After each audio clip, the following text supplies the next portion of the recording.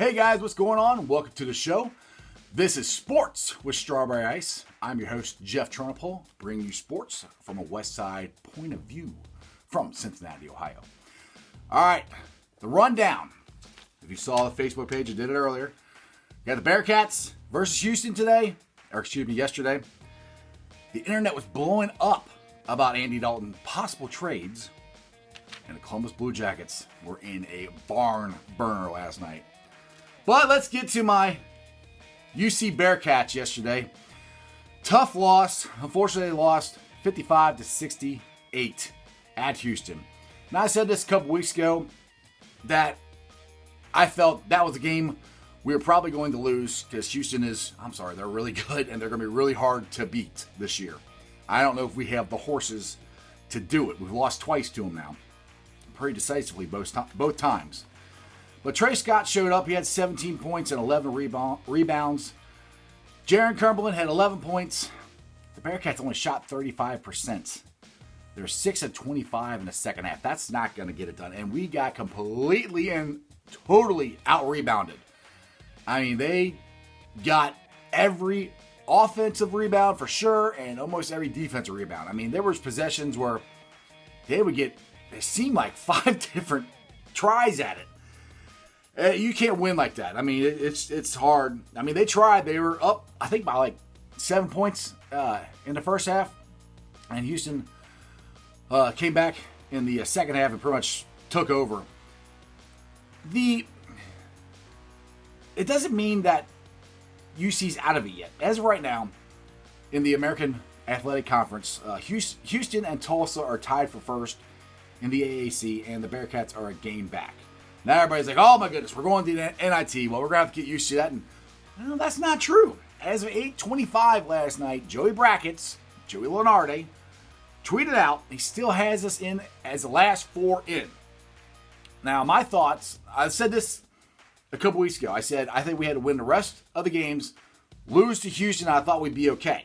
Well, we lost to Central Florida. That really put a wrench in our predicament. I mean, we're still in by the tiniest bit. But Tuesday, we got to show up, beat South Florida, then beat Temple, and then win at least a couple games in the AAC tournament. My prediction, I said this last night on Bearcat Country, that we're going to win these next 2 and we're going to make it to the AAC championship game. I completely believe it. I think this team Sunday, one thing I did like, this team is together, and you got 2 seniors that are with their head coach. When that horrendous call on vote, which I still don't understand, we didn't lose the game because of the refs. Don't get me wrong, but these refs in the American Conference are terrible. Vote is trying to fight for position. He's behind the guy. The guy's in front of him. He swings his elbows Vote in the chest. Vote falls back, and it's a foul on Vote. What? That's what Brandon went freaking nuts. The best part I liked was two of our seniors, Jaron crumblin and Trey Scott, were there holding back. Now that's supporting your coach. You don't want to get thrown. He didn't want to get thrown out. They didn't want to get thrown out. That means to me that team is together. Now they didn't play that great, but like I said, Houston's a really good team. And we are just not deep enough. And Davenport didn't even play yesterday. He went home with a knee injury. I'm not sure how severe the knee injury is. But, Bearcat fans, have hope. It's not over yet. With this crazy college basketball season, anything can happen. Everybody's still in. I mean, honestly, one of the most dominating teams in the country is Dayton. They are Dayton, San Diego State. Those teams have been dominant the whole year. So, do I think one of them are going to win it? Well, they could. They're good enough. But that bodes well for UC as far as getting in. But we cannot. If we lose Tuesday, it's going to be really, really, I think it might be over then. We'd have to win the tournament to get in. But we should win. We handled them pretty well last time we played them. And we got Temple. It should be easy wins. But with this Bearcat team, nothing is ever easy. And like I was talking about before, I don't mean to bring up the fouls, but Bearcat fans, on Bearcat Nation, we were going nuts about it. I mean, the one foul on Vogt is ridiculous. And then, I don't remember the Houston guy's name, but he beat the Bearcats for the ball. It's a rebound. He jumped up for the ball, jumped up so fast he's going sideways. So he comes down, he hits the ground, nobody touches him, and they call a foul on us. I just started, I'm at the Holy Grail going, you've got to be kidding me. What? Like, nobody touched him. Like, what were they supposed to do, catch him and let him fall to the ground? I mean, again, had nothing to do with the Bearcats losing the game. We got out-rebounded, outplayed. They're a better team. That's it. But I just wish we had better referees in this league. Because, I mean, I remember watching them. I think it was Memphis and Houston. And some of the foul calls on there, I'm like, really? I mean, a guy gets mugged, nobody calls anything. You barely touch him, and you get a foul. I don't know. And one thing, Jaron Crumblin. Mo Egger had wrote an article for the Athletic. I posted it on Sports Strawberry Ice and on Bearcat Country that he thinks Jaron Crumblin could be the best Bearcat of the century. And somebody said, oh, how you forget about Steve Logan. And I thought about that. And one thing that Steve Logan does that Jaron doesn't. Jaron is he's a great passer. He either shoots three-pointers or it seems like he drives to the net. He doesn't have a middle game. I mean, there's so many times, because everybody knows when he gets ahead of steam, he's going to that net. He's going to the rim.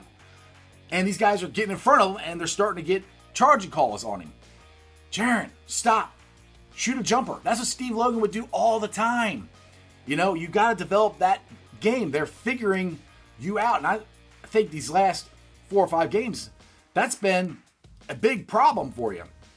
Because they know what you're going to do. Somebody's getting in front of you, and they're drawing a charge on you. So going forward, you got to try to develop a jump shot. I've seen you do it. I know you have one. You just got to get in your head to do that instead of driving to the hoop every single time. They're figuring you out. Anyway, Bearcats take on South Florida Tuesday. Should be a win. I don't know. Had a blast at the Holy Grail the other day. It was awesome. Tons of Bearcat fans. They gave away 1 pair of UC season tickets. I thought they were giving away all 3 of them, but they're giving away another pair on Tuesday. So if you guys are wanting to go watch the Bearcats win, hopefully they'll win. They should win.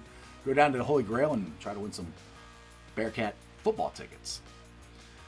All right, moving on to the Columbus Blue Jackets. Now, they have been such an up and down team this year, and I've said this before on the show, they've had so many injuries. I mean, I think Gabber got hurt last night. It's like one guy after another, but this team keeps fighting. This team is fighting and scratching and clawing and doing what they're a lot like the Bearcats, trying their hardest to get into the playoffs. Right now, they're in. They had an unbelievable comeback last night. They were down 3-1 going into the third period. They scored 4 goals in the third period to win it. I thought the game was over because they couldn't. It wasn't like Vancouver was dominating them, but they just couldn't score. They couldn't get it down, which the Columbus Blue Jackets have a hard time scoring because we don't have most of our horses with us. But they fought and scratched and clawed and came back, scored the game winner, scored an empty net. Zach Werenski scored his 20th goal of the season. And he is the first member of the Columbus Blue Jackets, as far as his defenseman goes, to score 20 goals in a season. So congratulations to Zach. Now, like I said, the Blue Jackets are still in the playoffs. The problem is, right now they're behind the New York Islanders, they're ahead of the New York Islanders and they're behind the Carolina Hurricanes. Both those teams have 2 games in hand. Now, if you don't know what that means, the Blue Jackets, we have 15 games left to play. Both the Islanders and Carolina have 18 games left. So they got 2 more games left to play than the Blue Jackets. That's not good. It's just the way the schedule goes sometimes. And it bodes well for them jumping ahead of the Blue Jackets because they have 2 more chances to win and 2 more chances to get points than the Blue Jackets do. But it's a lot of fun watching this team. It's frustrating. It's frustrating. It's kind of frustrating like watching the Bearcats play. Because trying to get them because it's just not easy. I mean, they got to fight for every inch of the ice. So some games they play great, some games they don't. Hopefully, I've been saying this all year, we'll get healthy and we'll take off again. That would help a lot. All right. The internet was blowing up this weekend about trade talks for Andy Dalton. I talked about this on last week's show. I think the more there's talks, the better it is for the Bengals. More there's rumors that this team wants him and that team wants him and this team wants him. Better chance that the Bengals can maybe get a second-round pick for him, which would be awesome. If we get a third-round pick, that's fine too. Second-round pick is where you really want to be if you can get. If we get 2 second-round picks, that would be unbelievable. I mean, a lot of the talks I've heard is the Bears, the Patriots, and Indy. Now, the Patriots, if Tom Brady happens to leave, which people are saying he's going to, which I didn't think he would. I don't really know why he would, but, well, I think to prove that he can do it without Bill Belichick, but, we'll see. But if he does leave, I really do think Bill Belichick will be calling up Duke Tobin and trying to make a trade for Andy Dalton. I think there's a very good possibility of that happening. And that could be a good spot for Andy. I mean, every time a Bengal goes there, they end up winning a Super Bowl. I mean, let's see here. Corey Dillon won one. Bearcat won one. Hill, the running back who fumbled the ball in the playoff game for us, he won one with the Patriots. So, yeah, if you're a Bengal, you get traded to the Patriots, it's a good sign for you. All right. Coming to the part of the show where what's the best thing you saw over the weekend? Now, I don't know if it's the best thing, but I think it's the most interesting, funny thing I heard over the weekend is all these millionaire NFL football players. Now, don't get me wrong. I think NFL players are the sport should get as much money as they can. I understand that. But the guys who are the upper echelon, the top 5% or whatever, to get the biggest contracts are the ones trying to talk the guys who are only there for hopefully 4 years. And, you might get $100,000 a year, which for me would be great. But if you're an NFL player and that's the lower end, you're making $100,000. These guys are making, 5, 6, 7 million a year. Those are the ones that are telling you, let's not sign this deal. I'm like, really? Because if they strike next year, it's not this year, it would be next year, 2021, that these players that don't have guaranteed money, it's not guaranteed contracts, you have guaranteed money, are screwed. Because they may or may not come back. So it's really hard for me to understand these guys who make all this money are telling the little guys, who actually, the little guys, there's more of them than there are of the big guys. They're telling them to vote no on this. And I've looked at the contract. I mean, I've seen, I don't want to say the whole thing. I've read some stuff on it. It doesn't look like a bad deal. I mean, I don't think the NFL players are ever going to stick together to get health care, to get insurance past, so many years, lifetime insurance. I don't think they're ever going to stick together to do that because the owners will just lock them out or let them go on strike and let them stay out there. And eventually NFL players are going to break like they did in 1987. So that's where I'm like, I just think it's funny. These guys, the Pouncey brothers came out and said, we'll give you some of our money. Blah, blah. Okay. Well, there's only 2 of you guys. There's, 300, 400 guys that you're talking to. You're going to give them all of your money? I mean, to help them out, to help their family out? I don't know. That doesn't make it. I understand what they're saying. They want a better contract, but I think you got a pretty good one now. Anyway, that's the most, interesting thing I saw over the weekend. All right, I got a couple of pages for you to check out here. Facebook groups I like. Bearcat Country, Bengals Nation, Reds Country. I, myself, am up to 144 subscribers on the YouTube channel. That is great. Keep it up, guys. And as always, Sports with Strawberry Ice is presented by T Properties. T Properties, quality housing for quality people.